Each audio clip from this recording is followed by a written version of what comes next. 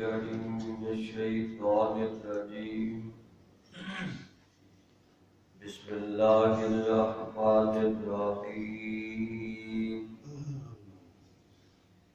والذين إذا فعلوا فاحشة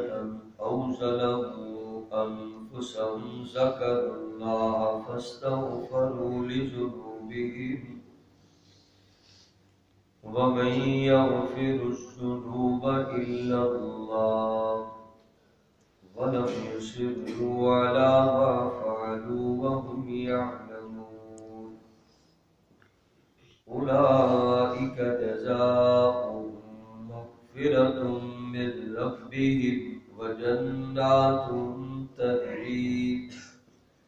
تجري من تحتها الأنهار خالدين فيها ونعم أجر العاملين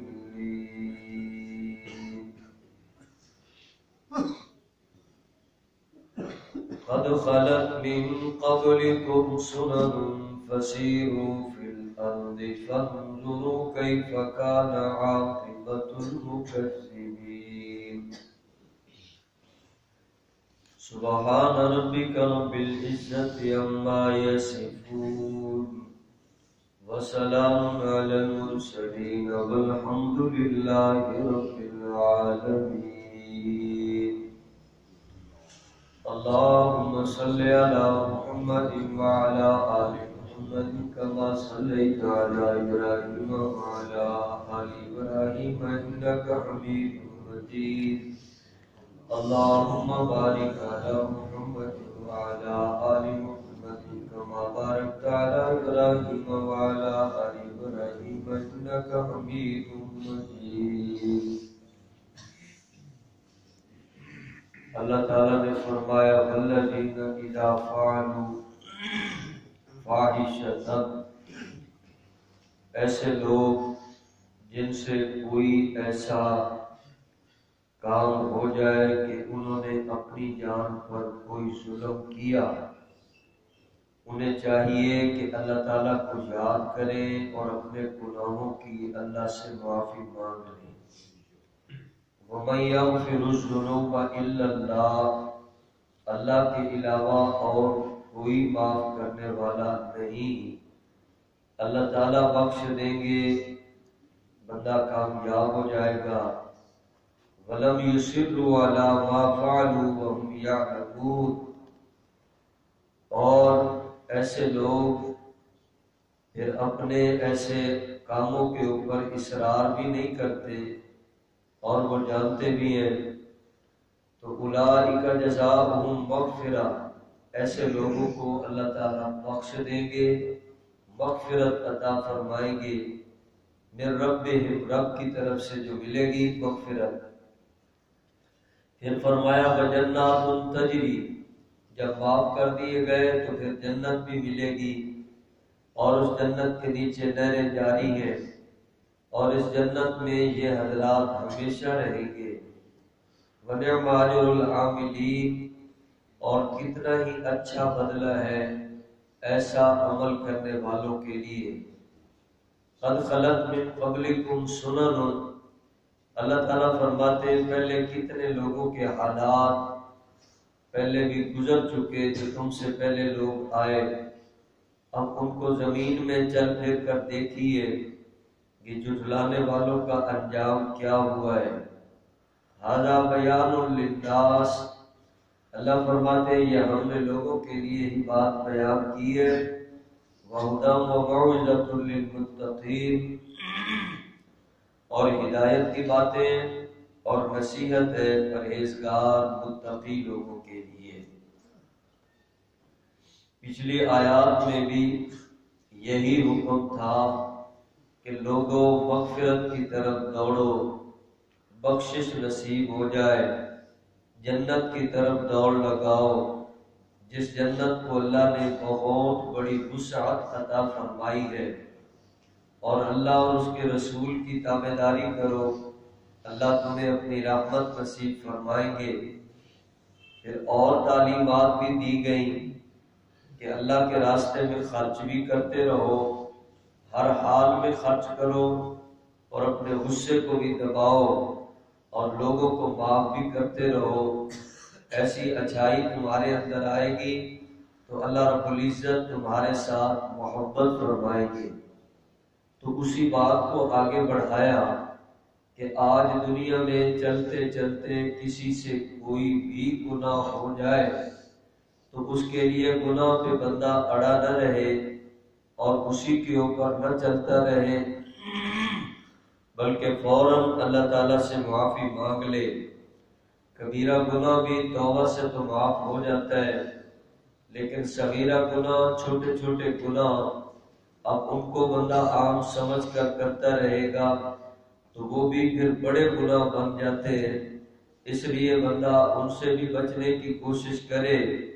اور بڑے گناہوں سے بچنے کی کوشش بھی کرے اور توبہ بھی کرے۔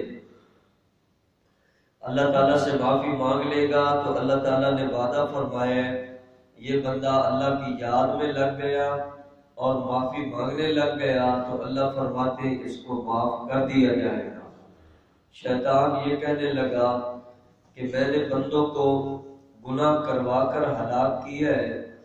لیکن انہوں نے لا الہ الا اللہ پڑھ لیا اور استغفار پڑھ لیا، انہوں نے مجھے ان دو چیزوں کی وجہ سے تباہ و برباد کر دیا ہے۔ بندے سے گناہ ہو جائے تو شیطان خوش ہوتا ہے، جب بندہ توبہ کر لیتا ہے تو پھر شیطان برباد ہو جاتا ہے، رحمان خوش ہو جاتا ہے۔ تو اس لیے بندہ اس چیز کو اپنائے۔ اللہ تعالیٰ نے فرمایا جب ایسی غلطی ہو جائے تو فوراً بندہ عبادت کی طرف متوجہ ہو جائے۔ اور دنیا میں غلطیاں ہوتی ہیں، کیونکہ حضور اکرم صلی اللہ علیہ وسلم نے فرمایا کل ابن آدم خطاؤن، یہ سارے خطا کار ہیں۔ ابن آدم کا بیٹا ہے، ابن آدم ہے، آدم علیہ السلام کے بیٹے، غلطیاں ہو جاتی ہیں۔ اب یہ اس کو چاہیے کہ یہ اللہ تعالیٰ سے معافی مانگ لے تو بہترین انسان بن جائے گا۔ تو بہرحال چھوٹی غلطیاں، بڑی غلطیاں، کسی بھی قسم کے گناہ، کسی کی دل آزاری یا کسی کے ساتھ کوئی معاملہ، بندہ سوچے گا سر کے بالوں سے لے کر پاؤں کے ناخن تک جسم ہے، کسی سے کوئی نہ کوئی ایسی غلطی ہوئی، اب بندہ اس کی معافی مانگ لے گا تو اللہ رب العزت مہربانی فرمائیں گے، بندے کو معاف فرما دیں گے۔ تو بندہ اللہ کی یاد میں لگ جائے، یہ اور زیادہ اللہ کا کرم ہو جائے گا۔ اس لیے بندہ ان دو چیزوں کو اپنائے رکھے، توبہ استغفار اور اللہ کی یاد، لا الہ الا اللہ، اور اللہ رب العزت سے گناہوں کی معافی مانگتے رہنا۔ وَمَن يَغْفِرُ الذُّنُوبَ إِلَّا اللَّهُ، اس کے علاوہ کون ہے جو بندے کو معاف کرے گا؟ بہرحال حقوق العباد کا معاملہ ہوتا ہے تو وہ بندے سے حقوق معاف کروائے جاتے ہیں، باقی بخشش مغفرت وہ اللہ تعالیٰ کی طرف سے ہی ہوتی ہے۔ اللہ رب العزت مہربانی فرمائیں گے اور بندے کے گناہوں کو معاف فرمائیں گے۔ تو اصرار نہ کرو، اصرار یعنی بار بار ان گناہوں کو بندہ نہ کرے، چھوٹے گناہ بھی بار بار نہ کرے، ایک بار ہو گئے، دو بار ہو گئے، بندہ بس توبہ استغفار کی طرف آئے تو اللہ رب العزت مغفرت دیں گے، بخشش دیں گے، اور جب بندے کی بخشش ہو گئی تو پھر اس کو جنت ملے گی۔ جنت کا بھی اعلان کر دیا گیا، وہ جنت جس کے نیچے نہریں جاری ہیں، اس جنت میں یہ لوگ معاف کیے گئے ہمیشہ رہیں گے۔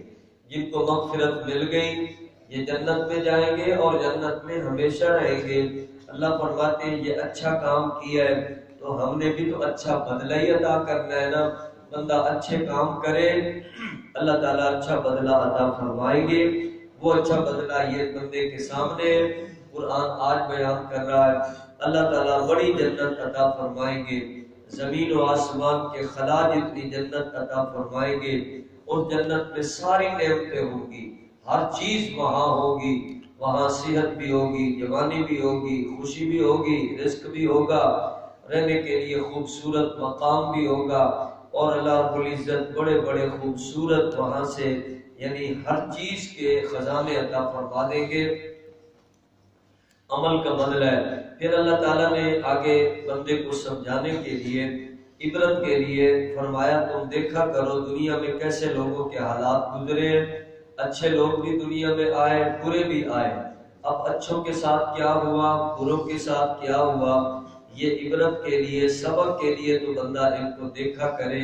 کہ یہاں بستیاں تھیں، یہاں شہر تھے، لوگ تھے، ایسے لوگ تھے، یا قرآن کریم میں واقعات بیان کیے تو ان واقعات سے بندہ سبق حاصل کرتا ہے کہ فرعون بھی ظالم آیا، شداد بھی آیا، قارون بھی آیا، اور بھی بڑے بڑے ظالم آئے، اب ظالموں کا انجام کیا ہوا ہے، اب ان کا انجام یاد کر کے بندہ اپنے آپ کو ظلم سے بچائے، اور اچھے لوگ بھی دنیا میں آئے تو ان کا انجام کیا ہوا، ان کا انجام دیکھ کر بندہ یاد کر کے بندہ آج یاد الہی میں لگے، ہم اچھا کریں گے تو اللہ ہمیں بھی اچھا انجام نصیب فرمائے گا، یہ عبرت ہوتی ہے۔ باقی دنیا میں لوگوں نے یادگاریں رکھی ہوئی تو ہیں، لیکن وہ یادگار کسی اور مقصد کے لیے ہوتا ہے، بس دیکھ لو کہ کسی زمانے میں ایسے بھی تھا، کسی زمانے میں لوگ ایسے بھی تھے، کسی زمانے میں مکان ایسے بھی ہوتے تھے، کسی زمانے میں یہ بھی ہوتا تھا، ہماری یادگاریں ہوتی ہیں، ہم دیکھ لیتے ہیں اور ہمیں کوئی سبق ہی نہیں آتا، جبکہ قرآن کہہ رہا ہے فَانظُرُوا كَيْفَ كَانَ عَاقِبَةُ الْمُكَذِّبِينَ، اس کو دیکھنا اس نیت سے ہے کہ جھٹلانے والوں کا انجام ایسے ہوا، کیسے ہوا، یہ برباد ہوئے، اب جھٹلانے والے برباد ہوئے تو بندے کو سوچ آئے گی، سبق حاصل کرے گا، ورنہ صرف دیکھنے والے، سیرگاہیں اور تفریح اور ایسے وہ ایک اور نظام ہوتا ہے،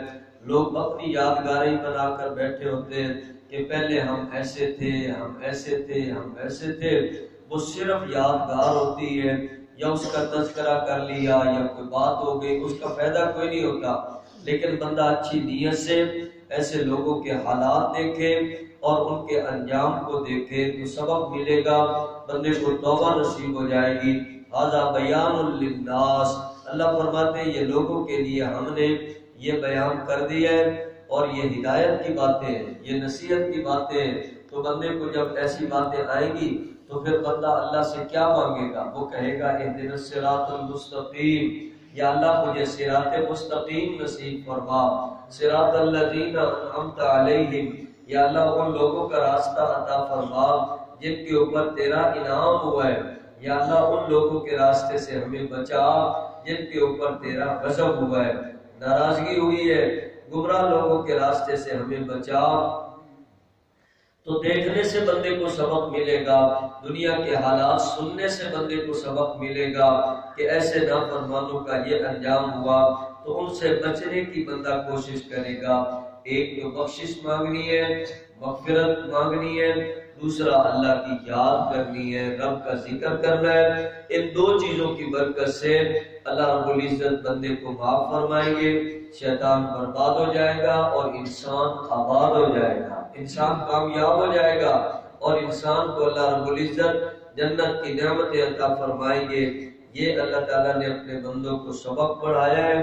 نصیحت فرمائی ہے، اللہ رب العزت اپنے پاک کلام کی تعلیمات کے اوپر عمل کرنے کی توفیق عطا فرمائے۔